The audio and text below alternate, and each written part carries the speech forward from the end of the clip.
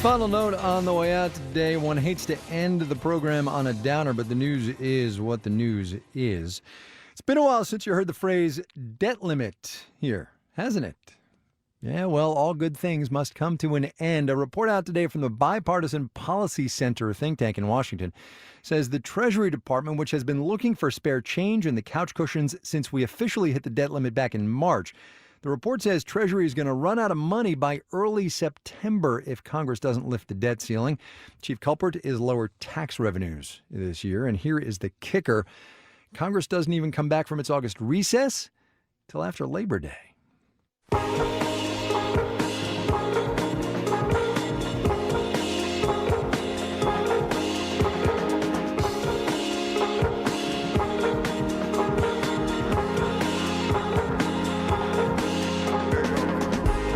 Marketplace is supported by Deloitte Private, delivering audit, tax, consulting, and advisory services tailored to the needs of growing privately held companies. Deloitte.com/US/private. And by Guideline. Over 7,500 small businesses have chosen Guideline for its modern retirement plan that automates the heavy lifting, reducing the cost of a 401k. Guideline.com. And by Personal Capital, introducing a new high-yield account, Personal Capital Cash, FDIC insured. Learn more at personalcapital.com/cash. And for a Monday, that is all we got. The Dow Industrial's off 115 points today, 0.4%. NASDAQ down 63, that is 0.7%. The S&P 500 declined 14 points, about 0.4% there. Our daily production team includes Bridget Bodner, Maria Hollenhorst, Sean McHenry, Daisy Palacios, and Daniel Shin. Our special projects desk is Tommy Andres and Eliza Mills. I'm Kyle Risdall. We will see you tomorrow, everybody.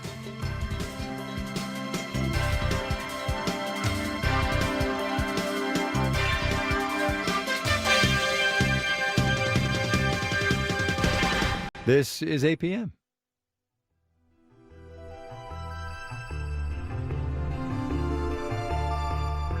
Thanks for being with us for Marketplace on OPB. Support comes from Breakside Brewery, now serving their citrusy American-style IPA. Stay West in 6-packs sold at your local grocer in all 3 Breakside locations. Learn more at breakside.com.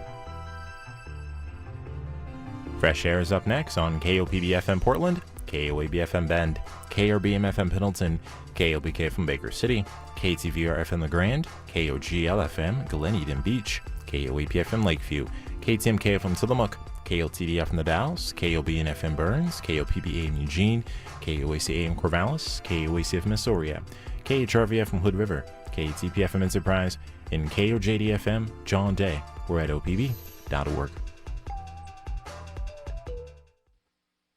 From WHYY in Philadelphia, I'm Terry Gross with Fresh Air.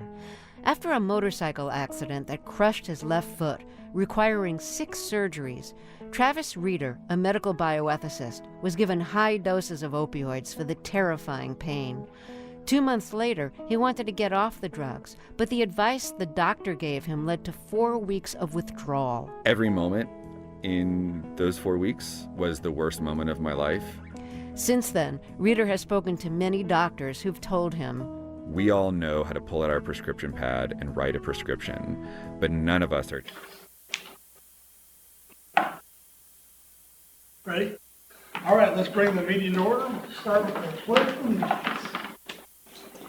I pledge allegiance to the flag of the United States of America and to the republic for which it stands, one nation, under God, indivisible, with liberty and justice for all.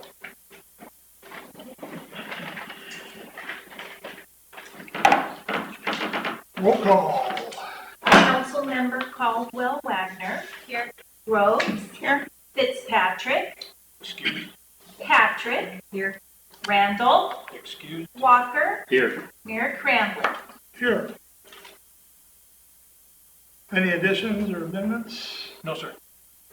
Adoption of the consent agenda, which is approval of June 24, 2019 minutes, ratification of bills in the amount of $245,030.88. Your Honor, I make a motion we accept the consent agenda. Second it. Moved and seconded to approve the consent agenda. All in favor, say aye. Aye. Aye. Opposed?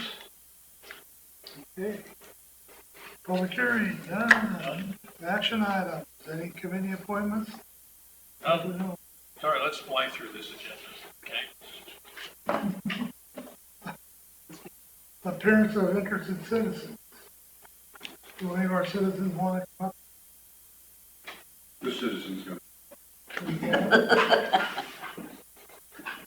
Hi there. Water service. Well, thinking maybe you want to maybe have a, Could have brought me a sandwich. I know, on like maybe want to come in and talk, you just show up right at the right time for. I know, right? Okay, well, having done that, reports and presentation, city committee. Done. The road to 2020. In the city of Cascade Locks.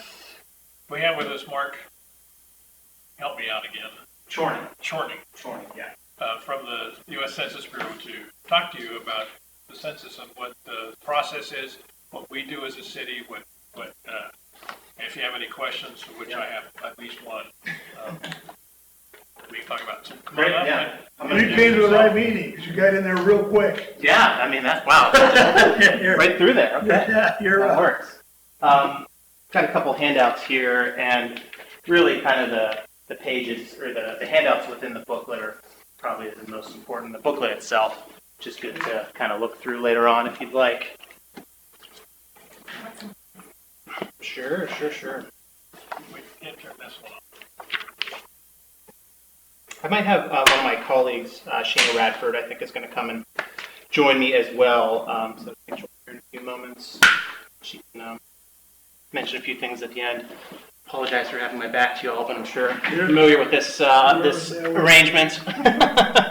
Okay, yes, Mark Chorney with the U.S. Census Bureau. I am a partnership specialist in Oregon, and basically we work to engage and educate the community and encourage folks to participate in the upcoming decennial census. So we're reaching out to folks, elected officials at the state, county, and city levels, and then also working with community benefit organizations to do essentially outreach and education. So I actually just kind of covered that there. And I'll say that the goal for the 2020 census is to count everyone once, only once, and in the right place. That's what we are trying to do. So we perform this every 10 years to count each person living in the United States. It's required by the Constitution, and it is how we apportion the 435 seats of the House of Representatives. Important stuff. But I think something that connects even more with folks quite often is how census data are used in supporting our communities.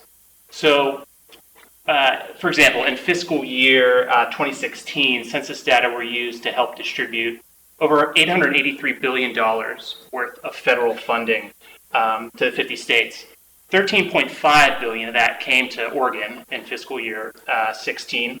And here in Oregon, that funds everything from the National School Lunch Program and Head Start programs to highway construction and planning and, for example, wastewater disposal systems for rural communities. And there's a handout, this one right here, that Councilor Walker is looking at, that kind of goes through a lot of those different programs and the funding for it on the backside. It's a study through George Washington University. It's really, really incredible. So when you break that down, the average is about, it's just an estimate, about $3,200 per Oregonian counted. So for every Oregonian we miss in the decennial census, that's $3,200 per fiscal year for 10 years.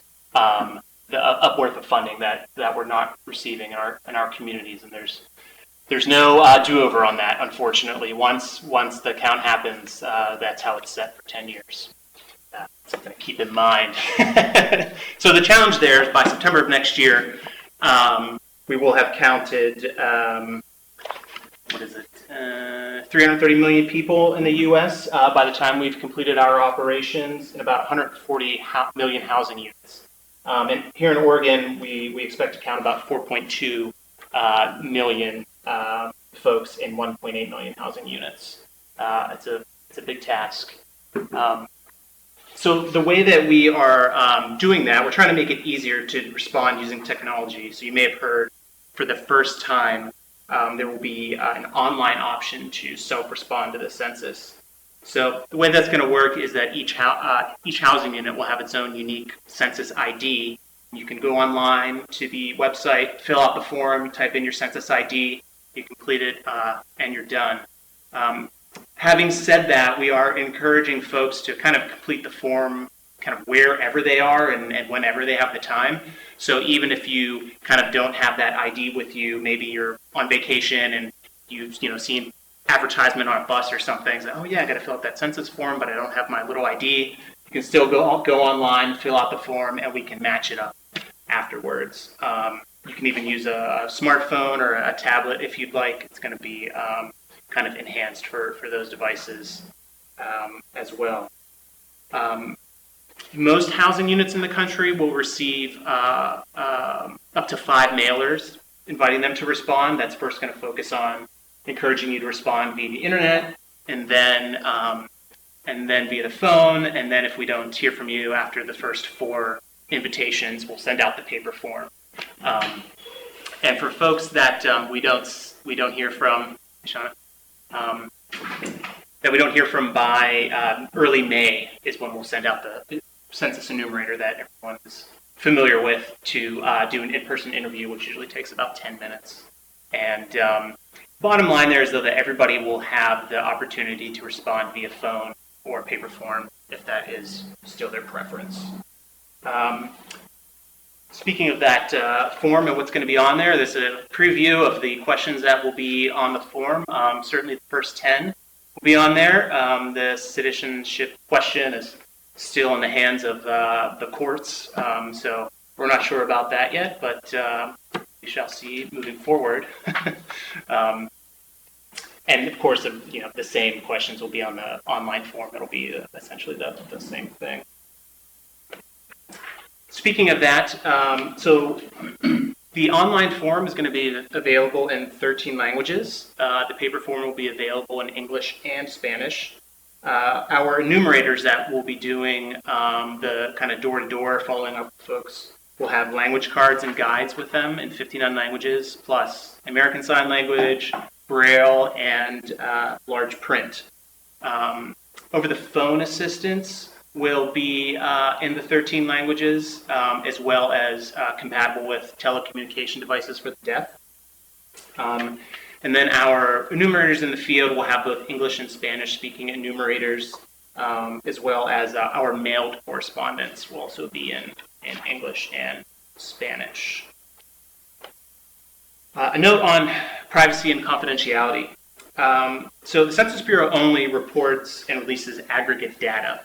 There's absolutely no personally identifiable information that we are allowed to release to another agency or bureau or department or to the public. It's strictly prohibited by Title 13 of the United States Code. So even information we collect cannot be turned over to law enforcement. It can't be used against somebody, and it cannot be, for example, given to ICE. So the only exception would be if a bureau employee was on official business and they witnessed somebody who was in imminent danger. That's something that they could report to their supervisor, but that's about it. The bureau takes privacy and confidentiality very seriously, and all of us as employees, whether we are temporary part-time or permanent full-time employees, all swear to a lifetime oath to protect this information. And penalties for wrongful disclosure are up to 5 years in prison or up to $250,000 in fines. So it's certainly a serious situation. I wanted to speak a little bit about some populations that we have found to be difficult to count, and that relationship to Cascade Locks here, which you've probably seen there in your packet. Do a little overview. As I mentioned, Oregon's 2018 estimate is about 4.2 million people. Hood River County, 23,428, and Cascade Locks, our 2018 estimate is 1169.